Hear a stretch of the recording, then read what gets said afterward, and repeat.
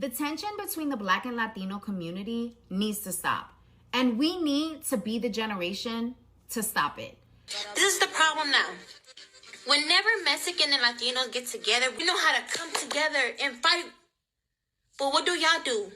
Y'all go against each other. Bravo, bravo. That's what they look at Black people as. The help. Not as allyship, just disposable help. Someone that they could put in front of them as a shield. You was singing all that mess, talking about I we bo for Donald Trump.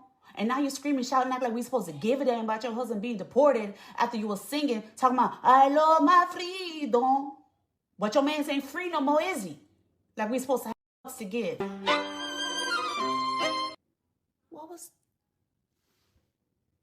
Who said that?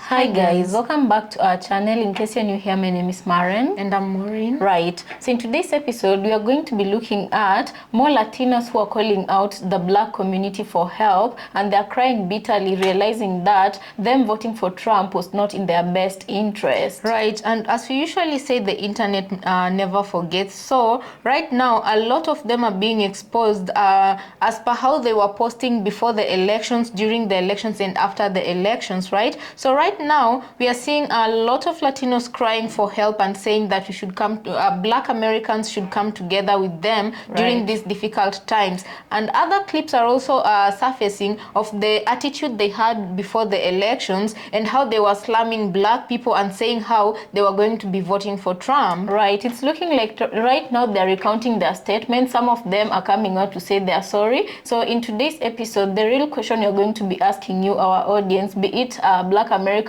or if there is any Latino in the platform here, do you genuinely believe that these people are sorry? Do you genuinely believe that they've changed their very strong point of view about the Black community? And if yes, tell us your reason. If not, tell us also your reasons. Right. Let's watch and then we come back with our commentaries. Also remember to subscribe if it's your first time here, right? Let's watch and then we come back.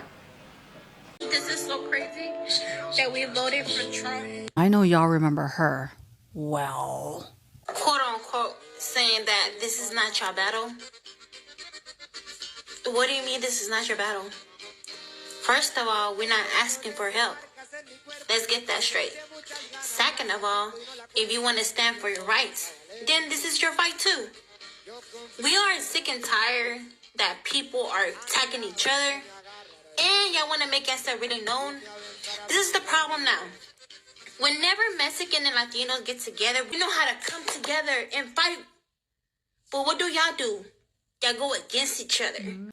this is the same person who didn't come together with her own undocumented grandparents and voted to have ICE deport them.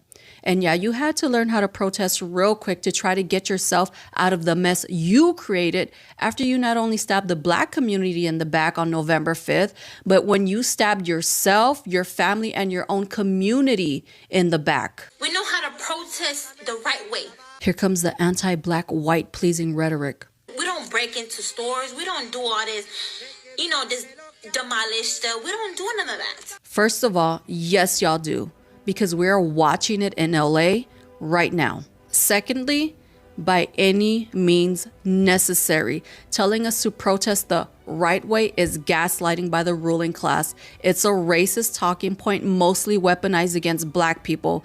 This Hispanic woman still seeks validation and acceptance from the white ruling class. She is submissive to them and will protest only in ways that the people oppressing her deem acceptable.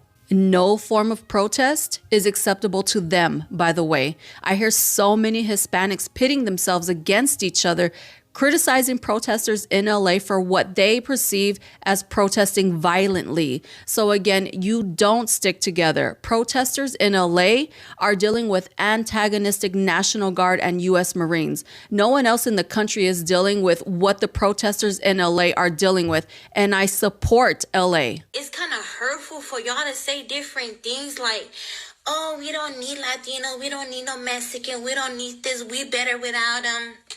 Fine. You don't get to sit here and cry because you backstabbed Black people on November 5th and now Black people don't want to support you. And we forgive you. You know that? Because that's how That's how good we are. We have good hearts. We help other people. You got a good heart? Is that why you voted to send ICE after your own grandparents and your neighbors? Is that your version of helping? But for y'all to sit there and say, take your asses back to where y'all came from, If some Black people are saying that, those are words, because on November 5th, Black people voted to keep you and your community safe. Did you vote to keep your own community safe? No, you didn't. You voted for ICE to attack your community and come pick up your own grandparents to send them back. Hispanics like you damage unity between brown and Black people. There is no accountability for the destruction you did to yourself and your own people. There is no accountability for your anti-Blackness, which has contributed to all of us as a people and as a country now losing our rights and our democracy. And you have the audacity to be mad that Black people do not want to stand with you, especially when there are some of you out there protesting using the N-word. I put my dick on your plate, nigga. Fuck your family, fuck your kids, nigga. That nigga right there. Do you go to Kava? His fucking mom. Yeah, you do, nigga. Stop playing. How can you lack so much compassion? What if your mom, your dad, was immediately just taken from you as a white person, as a Black person, as anyone? How can you just accept that? This is not... Fuck, bro. This is so unreal, and how can people just lack compassion? How? Why can't you just imagine yourself just waking up one day with your family not there anymore? So LA businesses are getting raided by ICE, or some people that are wearing stuff that says ICE on it with their faces all covered up. People are getting ran over. Shots are being literally fired, literally. And this is supposed to be life right now. We're not gonna get treated like humans because they don't see us like humans. They lack compassion. How can you lack compassion? How? I understand that you're trying to get criminals out. Why are you going to workplaces where people are just trying to work? That doesn't make sense. The tension between the Black and Latino community needs to stop. And we need to be the generation to stop it. Anti-Blackness exists in our community. We know this. Anti-Blackness also exists within the Black community itself. All communities of color struggle with this. And the reason why is what we all have in common. We were all colonized and trained to have a mindset of you versus me for survival. But that ends with us. We need to lead with unity and not division.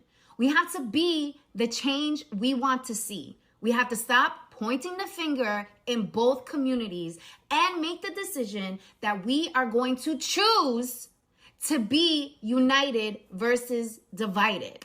I'm not going to pretend like I have all the answers, but here are examples of how you can show up differently and be the change you want to see. Number 1, share stories of solidarity. Share stories of love. Share stories of when you have experienced the Black or Latino community showing up in your spaces. We need to shift the narrative. Number 2, if your reality is division between the Black and Latino community and your goal is unity, then it is up to you to seek out examples of when the Latino and Black communities show up for one another, where they show love, where there is actual solidarity, because guess what? It exists. And if you need a place to start with me. I am happy to be a part of your network of Latinos who have nothing but love for our Black sisters and brothers. Number 3, ask your neighbors how you can be helpful. You need to lead with your heart in this moment. That is the only way that we are going to experience an actual shift. We have to show up as human beings. We have to show up vulnerable. We have to show up as the change that we want to see. Lastly, ask others to join you. Let's actually start in the comments. Share your stories of solidarity and love. If members of the Latino and Black community have a hard time seeing it, let's show them how it's actually done. African American community is the only community that has the power in this country to change anything. They are the only ones that are going to save the Latinos. And I clap for the African American. Bravo, bravo. That's what they look at Black people as. The help. Not as allyship. Just disposable help, someone that they could put in front of them as a shield. And that's why a lot of these white Cubans left Cuba. It's not necessarily because of politics or ideology. It's because of racial equality. Before the Cuban Revolution, they used to discriminate against black Cubans. It was legal. Black Cubans didn't have access to healthcare or education, and they lived in poorer conditions where they served the white Cubans. After the Cuban Revolution, all that changed. They start promoting racial equality. Black Cubans start having access to healthcare, access to education. And a lot of white Cubans, that made them feel uncomfortable. They were used to the old Cuba, where they had an upper advantage on the black Cubans. They're not going to bring this information up freely. That's why when she says save us, servitude, you're nothing but the help, disposable help. Make my white Cuban life a little bit easier and comfortable since our white savior, Trump, is deporting us. So guys, welcome back. Let us know what you think about the clips we just played here. You know, something that left me quite baffled was there's a lady there who was reacting to another Latino lady who was really talking big about how they don't need the black community, about how the Latin community comes together better than any other community, and about how when they protest, they do it the right way, right? And my question is, if she really truly believed all of this, why is it that in her recent statement she's coming out and this time she's very emotional, crying all over the place, asking people for help? I thought they knew how to protest better than any other community, and I also thought they knew how to come together better than other communities. Yeah, and what's so ironical about what she said, they know how to protest better and that they don't break into people's store, is that just the other week, the week that has ended, there was a video that was going viral of Latino men who were breaking into a store during the protest and they were stealing, and a representative from their area tried to pin it on the black people. Right, and at this point I'm telling myself, you know, there's no way, like, we are all human beings, nobody's more righteous than the other person, but how she was speaking before the fact, she was painting Latinos to be like these model human beings who can commit no wrong, who can do no wrong, who cannot be overcome by emotions, or who cannot behave in a human manner as to going to protest and for others to break into shops. They were leaving that characteristic to the black community. So how then do you come and ask the unruly black community to come and join your so much organized protest? They're gonna taint your image. Is that not what she was trying to imply? Right. I do feel like right now there is a few good Latinos and Latinas who are truly trying to unite black people and the Latino community, especially the woman whom we've just featured here, and her handle is at the Harm in Harmony. I feel like she's come prepared and armed to the teeth when it comes to her Latino community. She confronts them and she comes with facts, and I do feel like she's doing pretty much the job for a big number of the Latino community. Now, on to the rest of the other Latinos who are coming into the internet crying as they say black people should have compassion. I do feel like this is some sort of emotional blackmail that the black community is going through. You know, the Latino community, the ones that really don't mean it, I'm not speaking of all of them. I feel like they're trying to emotionally manipulate black community, and if you look at this situation very well, I feel like this used to work in the past. They'd come onto the internet like this, start crying just a bit, shed some tears just a bit, and black people would be on the street the next day joining them in whatever cause they wanted to be joined in. But right now, black people woke up and most of them are smelling the coffee that is being brewed. And that right now, I don't even know if black Americans have noticed that this was emotional blackmail that they were going through. I really don't know. Imagine the lady speaking on camera and then posting it, and she's talking about this is the very person who it came out of her mouth. She wasn't ashamed to admit that she voted for Trump, right? And now she's coming out talking about how she forgives the black community and what not. What are you forgiving the black community for? Exactly what did they do? Personally, what did they do to you personally for you to warrant your forgiveness, yeah? And you said with your own mouth, you voted, for those of us Latinos who voted for Trump, you voted for Trump, right? You did it to yourself. You did it to yourself. I feel like the black community, the obligations, they did it on the 5th of November, and you also played your role in the 5th of November. If anything, you should be the one who should be standing on a podium apologizing to your own people alongside the black community. You should be the one giving the apology, you should be the one asking for apology, not the one giving that apology. What right for? I do feel like it's high time people should stop practicing mouth diarrhea, especially when you think you have an upper hand, because this is what we witnessed with a lot of Latinos during and just before the elections. A lot of Latinos had mouth diarrhea, but with one thing with the internet is the internet never forgets, and these clips, they'll always be pulled out of the hat like a Houdini magic show, you know. So right now I do feel like the people who should be given the loudest mics to speak are the Latinos who have sense, like this woman who we've just featured in this episode today, along with her other colleagues who try to call out the injustices that are within the Latino community against the black people. Right. There's also the lady in a cape, the one who was wearing a cape, yeah?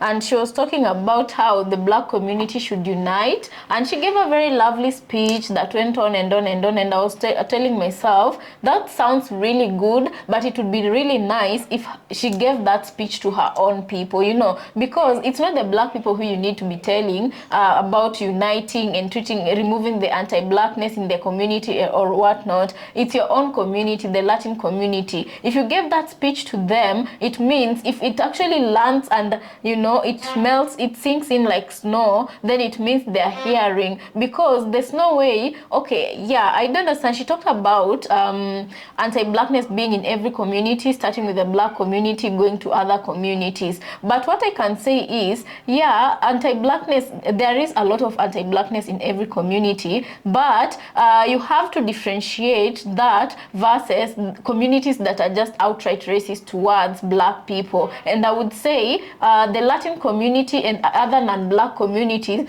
they are not just anti-black, but they're also racist and very, very prejudiced against black people or people with darker shade. And that speech, to be quite honest, it's a good one, it's a touchy one, but I feel like it needs to land on the ears of the Latin community, because what's to say, uniting here is not the problem. The black community can agree to unite with you, but it's the treatment thereafter that matters. Are you sure your own people are gonna remember that you guys are on a journey to unite and to become one? Are you sure your people are not going to be, you know, divisive against the black community? They're not going to be, you know, prejudiced against the black community. Just the other day, we saw a Nigerian American man who came to the internet, and this is something that happened behind closed doors, and that is just one example of, you know, the backstabbing that Latinos normally practice against the black community. So this man was talking about how you know, his Latin worker went to him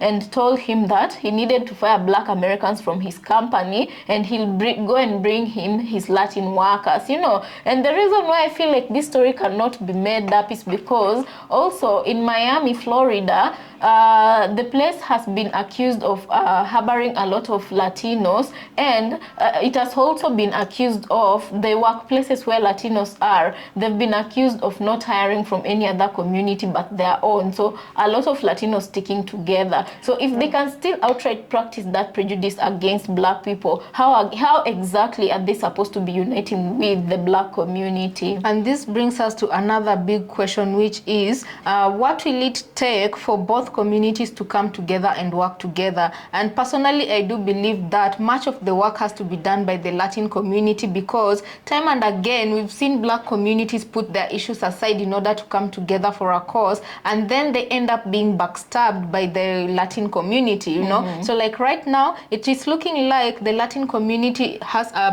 big work to prove themselves to the black community. And also again, the minute the Latino community will stop looking at black community as the help and instead look at the black community as an equal and an ally and give them the duly respect they deserve, I feel like that is where the turning point will be, because you not only have to call to people when you're in trouble, but it is also how you treat them when times are good that will speak a lot of volumes. And therefore, I also say this again.